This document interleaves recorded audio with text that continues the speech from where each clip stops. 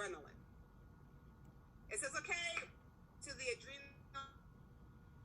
medulla, where it's going to be made, this epinephrine, which is also adrenaline. They're the same. Epinephrine, adrenaline, they are the same. If I run between the words, it's nothing different. It's the same. So so you have the sympathetic nervous system is going to say, okay, let's go. Adrenal medulla says, okay, I got you on this adrenaline, let's go. Once the adrenaline drops, and there's additional norepinephrine in the circulatory system, well, now we got it. Cortisol is on deck.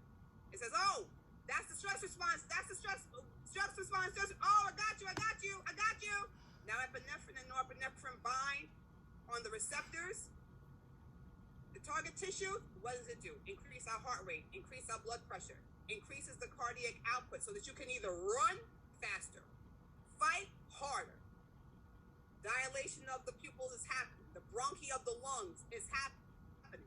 Dilation of the bronchial lungs so that you're able to get the oxygen out of the way, removing excess out of the way to meet the cardiovascular demand of we need to be able to move. Whether we're running faster. Whether we're fighting harder. Whether we're freezing, we gotta switch up and be like, okay, yes, I understand what you want me to do. Okay, no problem. Sure. Okay, relax. I understand. I'm not fighting you. All of that has to happen. That's how it gets done.